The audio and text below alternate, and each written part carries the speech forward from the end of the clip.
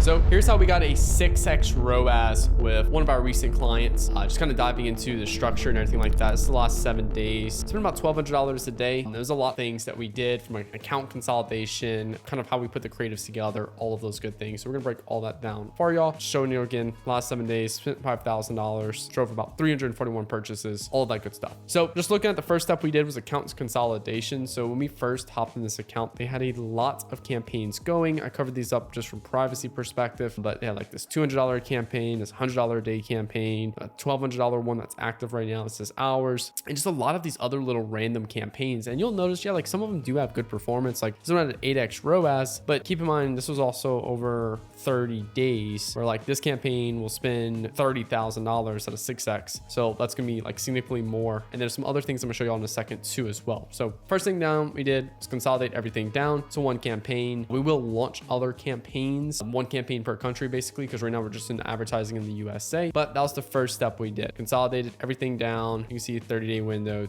down to a 7-day window. And another thing I want you to look at is not only the account consolidation from Facebook perspective, but also the account consolidation on TripleWell perspective. So TripleWell is the attribution software that we personally leverage. And just to show you guys a couple different other like little golden nuggets here. So if you see, this is the last 7 days where we've spent $5,000. You know, this is when we're still kind of like finishing up the consolidation period. But the thing I really want you to focus on is the NCCPA. This is new customer cost per acquisition. This is super important that people don't really focus on, because new customer cost per acquisition is the lifeblood, it's the oxygen for your business that keeps it alive. Whereas returning customers are good, don't get me wrong, that's where you make your profits. But returning customers come from email, SMS. That's the cheapest way to keep coming back versus spending money on Facebook ads. Facebook ads, you want to spend all your time on acquiring new customers because that's more expensive, and because that way you get them in and then you have email and SMS to do it for free for the returning customers. And we are down to a $50 new customer cost per acquisition. We spent $5,000 on our campaign with a $50 NCCPA, which is come out to about 100 new customers we acquired for this business. Now, this is a week, basically literally the first week of us taking over this account. We took it over September 1st, and you'll see September 2nd through September 8th. This campaign literally had their two biggest spenders, $147 new customer cost per acquisition and literally a $4,000 cost per new customer. Like literally they were getting insanely high cost per new customer acquisition for this business. And overall too was really high, and they were struggling overall because the more they would spend on Facebook, the more overall new customer cost per acquisition would shoot up. They were getting a lot of organic, and now we're getting a lot of like referrals and stuff like that, which was keeping the new customer cost per acquisition down overall, but it was also giving them a false flag thinking that it was Facebook doing all that work, when in reality, as soon as they started spending more on Facebook, their cost per new customer acquisition shot up. So this is two things we did here. And you can also see even on our new ads, we have a $97 AOV, whereas like they were getting like in 74 and 85 in their highest two spending campaigns. I mean, look, this is literally $147 cost per new customer. I mean, they probably got 30 new customers off of this right here. This one got one new customer with this campaign. So next thing we did, obviously, yeah, first thing we did was create a CBO campaign, and we tossed in our top performing ads in there. CBO campaign is an advantage campaign budget. That means we set the budget right here at the campaign level. We started off at $100 a day, and we did a manual sales campaign, not Advantage Plus. And then we did for the ad set level, we did original audience options, and we excluded the last 180 day customers. That way we can really prioritize only new customers that are seeing these ads. So that was another thing we did as well,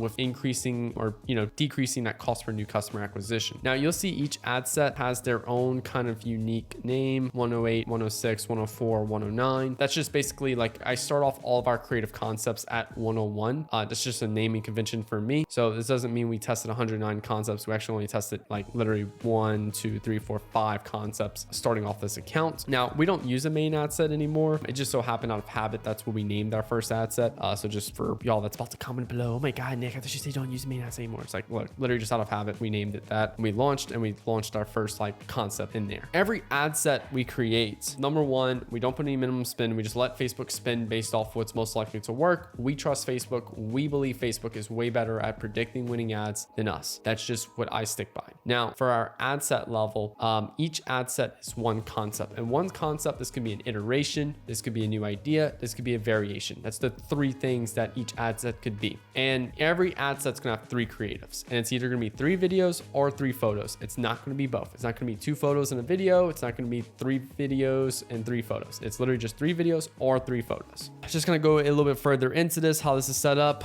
We do 1 flexible ad per ad set. This is a different account. Like I just took a screenshot from another account right here, so this won't be full context. We do 1 flexible creative per ad set. Here you can create the ad, manual upload, flexible. And then inside of here, we upload our 3 photos and our 2 copies, 1 winning, 1 losing. I mean, not losing, 1 winning, 1 new, 1 winning, 1 new. And what we'll do in that flexible creative, again, that's gonna be 3 creatives, 3 videos or 3 photos. And for the videos, it's either gonna be 3 videos with a different visual hook with same body, same text hook, or it'll be 3 videos with a different text hook with the same body and same visual hook. Now, if it's 3 photos, the same with a different text hook on each, or we'll do 3 photos all different with the same text hook. So that's just the kind of 4 different, I guess you could say, creative options that we're going to load into that ad set. And it just depends on where we're at in the process of which one we do. Now, here is just an example right here where we did 3 creatives, 3 photos, all the same text hook, just a different visual hook on it. Then from here, again, we're going to let the CBO do the work. We're going to let the CBO spin on whatever ad set's most likely to improve performance. Now, how does Facebook choose what ad set to spin on? Facebook doesn't have a certain guideline of, hey, this is an ad set that we're going to spin on. So just from my experience of spending $1 million a month on Facebook ads for the last couple of years, is Facebook prioritizes ads that get really good engagement. Now, engagement's not a like or a comment. Yeah, it is, but it isn't. So engagement can literally just be a scroll stop. And engagement can be, oh, there people are watching this whole video through. Oh, people are liking, people are commenting, people are sharing, people are,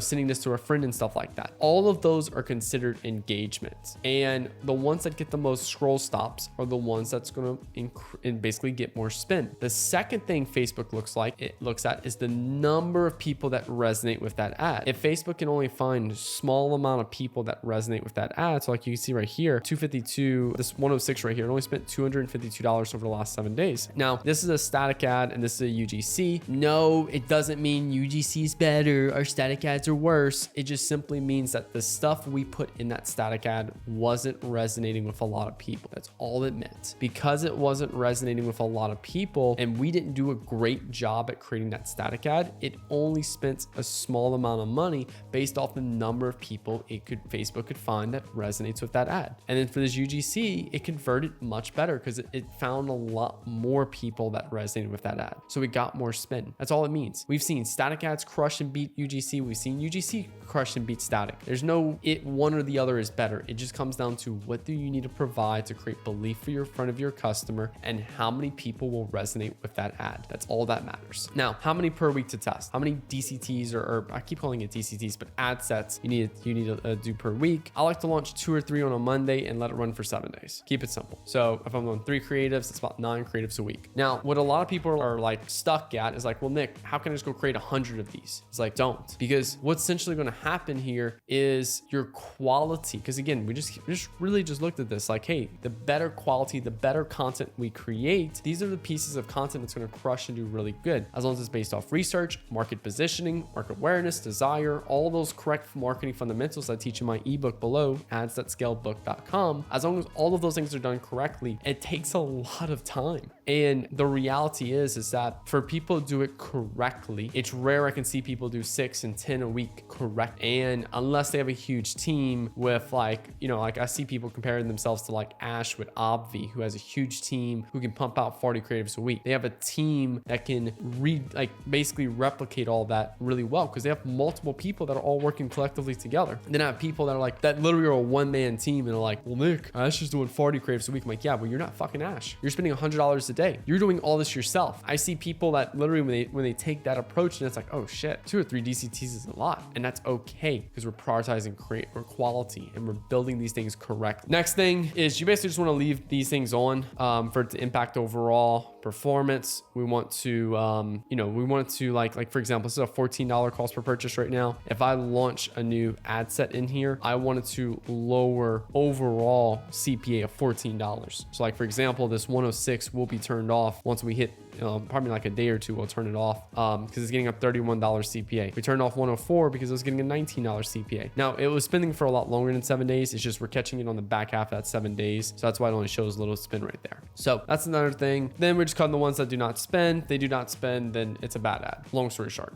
Yeah. And then we'll also cut the ones that have a negative impact on the business. And if you want to scale this campaign, all you got to do is increase this by 20%. That's it. That's all you got to do. You don't have to go add budget to ad set level or anything like that. That's why I love literally using ad set or CBO, because I just let Facebook spin on whatever it thinks it's going to convert. Now, do you need to create a new campaign to test new ones? No, you don't at all. Like literally, this is an example right here. This is one campaign and we've tested dozens and dozens of ad sets inside of that campaign. We do not need to create new campaigns or anything like that. New ad sets not getting any spin. Cool. You can toss a minimum spin on there, $20 a day. And I'm only telling you that so that way, because I know you're going to want to do it. So I'm telling you to do it so you can realize, oh shit, this doesn't work because my creative is shit. So Facebook doesn't want to spend on it. And Facebook was right at the end of the day. And Facebook's actually trying not to let me burn my money. So I'm gonna let you learn the hard way and let you go burn your money. And that way you can understand, oh shit, yeah, Facebook was actually right. And then you're not seeing any results of testing new ads. Your inputs create the outputs you want. So the way you're thinking about creatives right now is bad. And you're creating a lot of bad ads. And if you keep creating bad ads, you're gonna keep creating bad results. So you have to understand that flexible is just a way to test. It does not increase performance. Nick, is flexible better than Advantage Plus? I'm like, what the fuck are you talking about? Those are two completely different things. Flexible is just a way to test. It's like literally blaming a hammer after you nail a nail in the wall because the house fell down. It's like, no, the hammer worked perfectly fine. The hammer did its job. It's your ability to build a house that sucks. And hey, that's okay. That's what my YouTube channel is for. That's what my ebook below is before, to get my exact process to build ads that convert. But anyway, thank you all so much for watching. Also recommend checking out this too as well. It's my advanced Facebook ads guide. Watch it if you want to be a pro, long story short. So thank you so much for watching. Hit that like button, hit that subscribe button for new videos every Monday, Wednesday, and Friday. And if you want me to run your Facebook ads, create the ads, do all the research, build out the concepts, run your ad account, all of that good stuff, and you're spending, or if you're doing over $100,000 a month in revenue, we help brands scale to multiple 7 figures a month. We've got 4 brands now and love to help you become the next one. Just simply click the link below to have Nick Theriot run your ads. And if you want to be mentored by me, click the link below to have Nick Theriot mentor you, where we'll come in, we'll hop on one-on-one calls together, go over your ad account, go over the ad ideas and stuff like that, running your account. And then we have weekly group calls, Telegram chat, course, all that good stuff that I highly recommend you diving into. So thanks so much for watching. Hope you have a good rest of y'all day. Peace out.